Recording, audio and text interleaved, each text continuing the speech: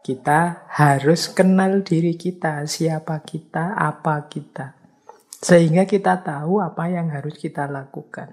Sehingga kita tahu bagaimana kita harus bertindak, berpikir, berperilaku.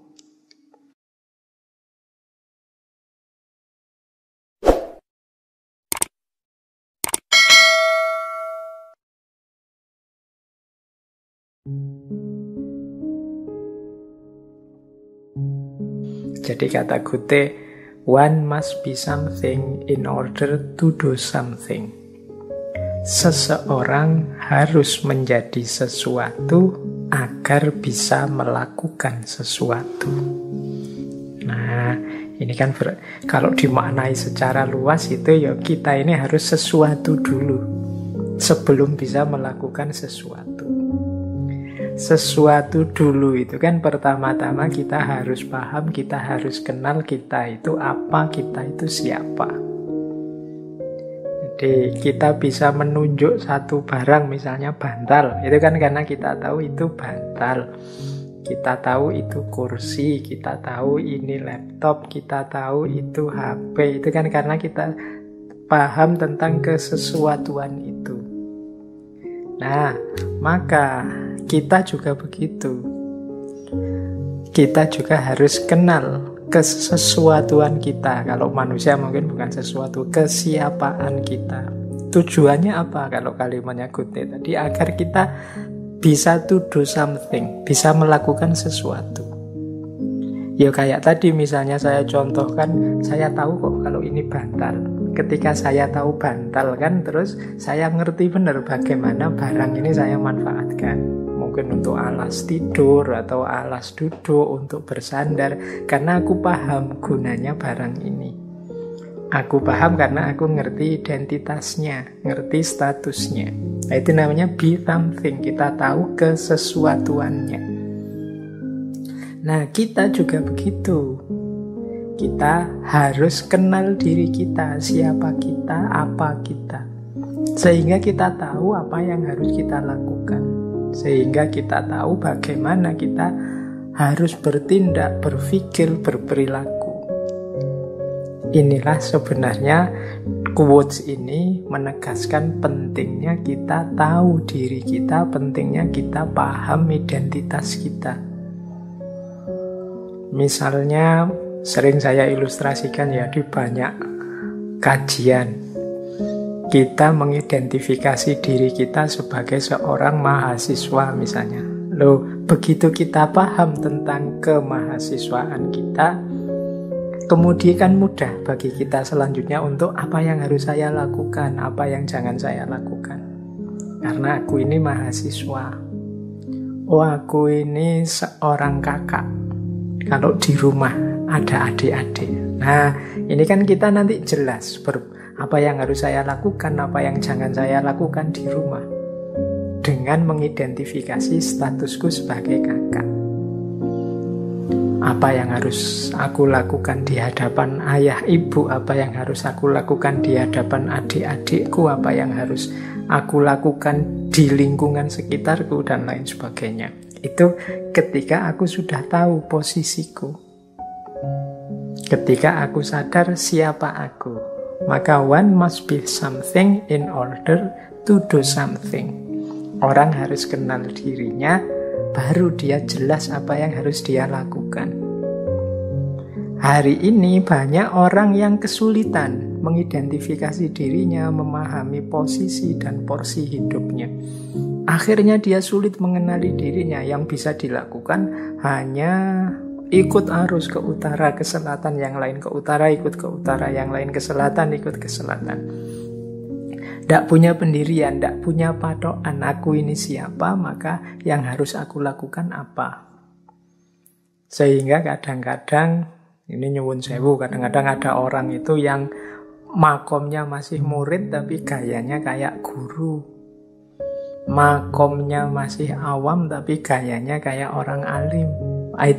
Atau sebaliknya, harusnya dia orang pinter, orang alim, tapi kok gayanya kayak orang tidak tahu apa-apa, tidak peduli kiri kanan dan lain sebagainya, padahal dia harusnya yang memberi petunjuk pada umatnya dan lain sebagainya. Ini menurut saya pentingnya orang sadar dan paham dirinya.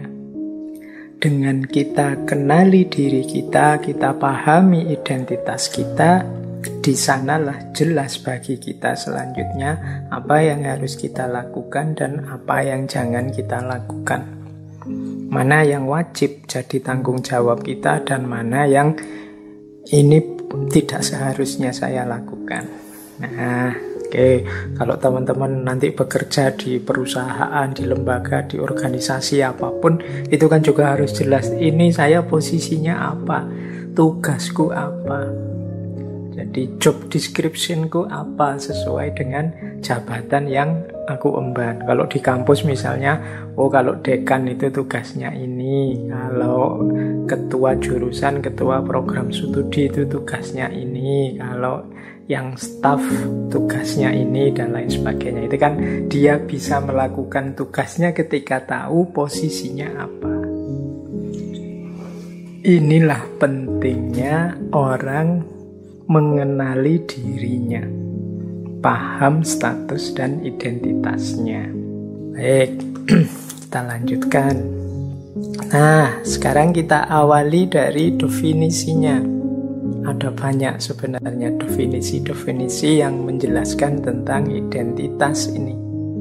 Jadi ada yang mendefinisikan identitas itu di slide yang saya tampilkan. Saya ambil contoh 3 saja.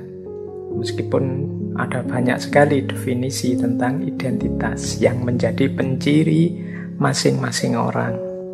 Identitas itu adalah satu konsepsi diri, hasil refleksi kita, atau satu citra diri yang kita simpulkan dengan dasar tertentu.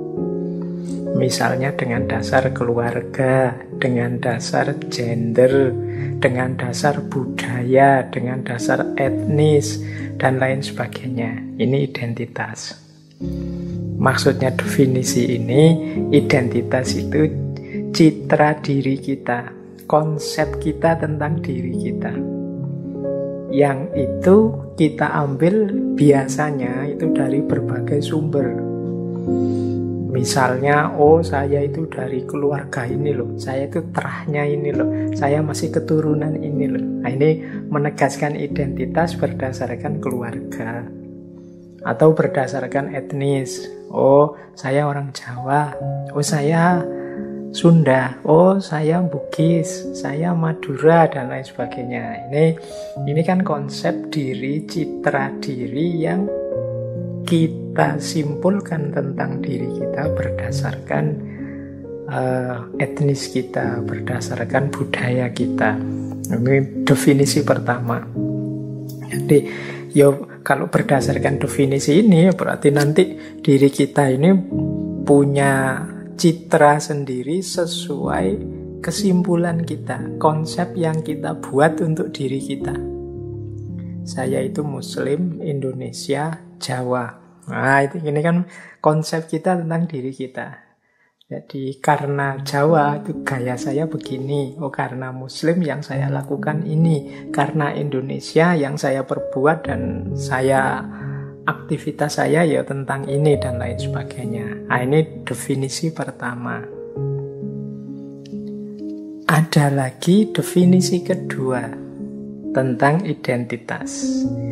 Kalau ini lebih dalam, identitas itu didefinisikan sebagai distinct personality of an individual regarded as a persisting entity. Jadi kepribadian itu satu personalitas, identitas itu satu kepribadian yang khusus dari seseorang yang dianggap sebagai sesuatu yang menetap. Kalau tadi yang di definisi pertama, identitas itu kan sesuatu hasil relasi kita dengan yang di luar diri. Kalau di definisi yang kedua itu, identitas itu sesuatu yang menetap, kepribadian yang menetap dalam diri kita. Misalnya ya, kita sering mengidentifikasi diri kita seperti ini. Saya itu orangnya pemarah loh. Nggak tahu kok begini ya saya itu. Ini ciri definisi identitas yang kedua ini. Jadi seolah-olah ada kualitas yang menetap dalam diriku. Saya ini patriotis orangnya. Rela membela negara dalam situasi apapun. Misalnya itu distinct personality. Saya itu orangnya ngalahan, males kalau diajak konflik-konflik, silahkan sajalah. Nah, itu juga distinct personality. Ini juga jenis identitas. Jadi selain definisi pertama tadi yang kita mengafiliasikan diri dengan macam-macam variabel di sekeliling kita, ada juga definisi kedua. Kalau ini identitas itu ya sebagaimana karakter yang menetap dalam diri kita. Itulah aku, inilah aku. Nah, ini biasanya definisi identitas yang kedua. Terimalah aku apa adanya, itu biasanya orang merujuknya dengan gaya identitas yang kedua. Ada lagi definisi ketiga. Identitas itu a sense of individual autonomy. Jadi rasa diri yang otonom. Jadi di definisi yang ketiga ini, identitas itu lebih pada bagaimana aku mendefinisikan diriku. Jadi bukan tidak lagi tergantung pada hal-hal di luar diriku atau pasrah saja ada kualitas yang permanen dalam diriku. Tapi identitas itu dalam definisi yang ketiga ya bagaimana aku mempersepsi dan ingin membentuk diriku. Nah, ini definisi yang ketiga. Jadi identitas itu ada kalanya hal-hal yang ditambahkan dalam diri kita karena relasi kita dengan yang di luar diri. Ada kalanya identitas itu dianggap ya karakter, dianggap sebagai ciri yang khas unik dari diri kita. Ada yang menganggap ya identitas itu adalah cermin dari kebebasan kita untuk membentuk diri kita seperti yang kita inginkan. Jadi ini 3 definisi dari identitas.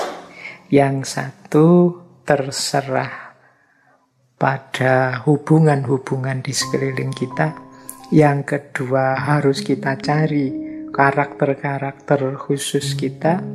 Yang ketiga terserah pada kita seperti apa kita ingin membentuk diri kita.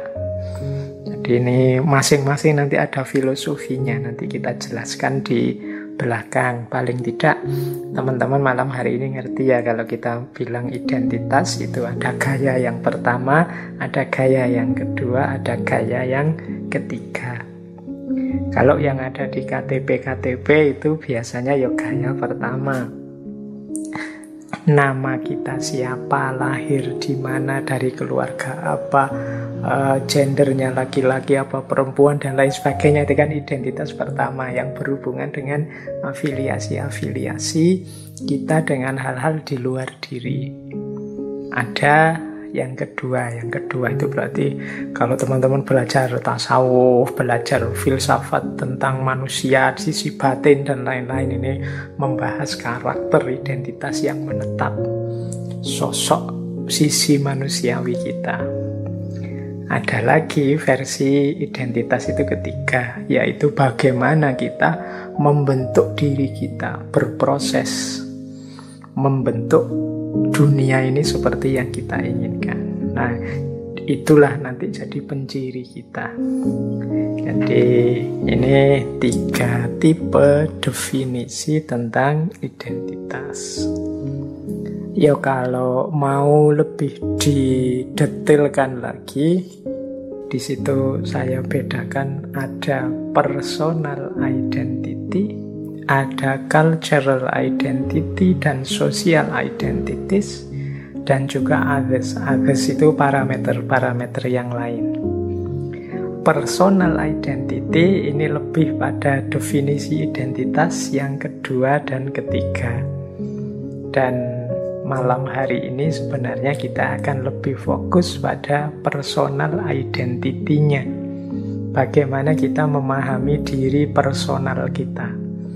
Kalau yang cultural, kultural, dan sosial ya nanti mungkin ada sesi yang lain kita perdalam lagi tentang identitas-identitas sosial kultural. Yang kultural sosial ini ya biasanya berkaitan dengan banyak hal. Ada istilah racial identity. Racial identity itu ya identitas ras kita atau mungkin etnik kita, termasuk national identity, identitas nasional kita sebagai bangsa Indonesia misalnya, atau regional identity atau organisational identity. Kita ada di lembaga apa, kita ikut organisasi apa, itu organisational identity.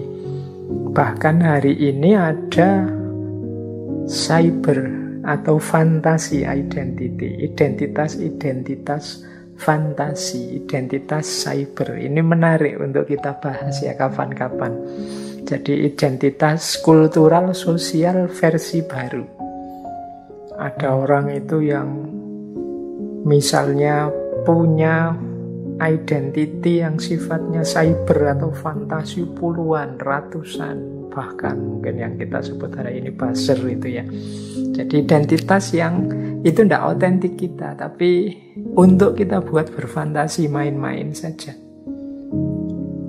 Jadi kayak kita kalau di Instagram, di TikTok, di Facebook atau di Twitter itu kan kita sering memainkan fantasi kreatif kita di sana yang kadang-kadang tidak menggambarkan diri kita yang otentik. Kadang-kadang ketidakpuasan kita di dunia nyata kita lampiaskan ke dunia maya. Sehingga seolah-olah antara profil kita di dunia maya dengan di dunia nyata itu jaraknya jauh sekali. Kalau di dunia nyata orangnya pendiam, orangnya tidak banyak omong, tapi begitu masuk dunia maya, cerewetnya luar biasa. Masuk dunia maya, kerasnya luar biasa. Padahal kalau ketemu ya orangnya lembut ternyata. Ini namanya fantasi identity. Itu nanti apa sih fantasi identity ini hubungannya dengan personal identity? Pastinya nanti ada. Cuma mungkin kita lain waktu membahas ini ya. Sedikit-sedikit dulu pernah kita bahas misalnya di sesi-sesi ketika kita membahas post-truth atau ekstase komunikasi. Tapi malam hari ini untuk diketahui saja, ternyata di aspek sosial kultural ini ada macam-macam identitas yang kita sandang. Dalam tradisi tasawuf, dalam beberapa tradisi filsafat itu kadang-kadang identitas-identitas sosial kultural ini sering disebut topeng-topeng yang harus kita pakai. Yang kadang tidak menggambarkan personal identity kita, tapi resiko kita bagian dari masyarakat secara sosial maupun kultural, ya kita harus berlaku seperti itu. Jadi nanti ada problem-problem. Ada lagi yang lain, dasar-dasar untuk membangun identitas ya misalnya umur, agama. Agama kan sering juga jadi basis membangun identitas. Kemampuan, mungkin kelas-kelas sosial. Ini kelas sosialita atau kelas masyarakat yang proletar, apa kelas masyarakat awam, apa kelas ini kan kelas-kelas sosial dengan berbagai versinya. Ini juga termasuk jenis identitas. Termasuk mungkin generasi, wah saya generasi milenial, oh saya termasuk baby boomers, oh saya termasuk, nanti kita kalau yang generasi ini bisa kita bahas nanti di minggu terakhir bulan ini. Bagian dari sosial kultural, identitas sosial dan identitas kultural kita.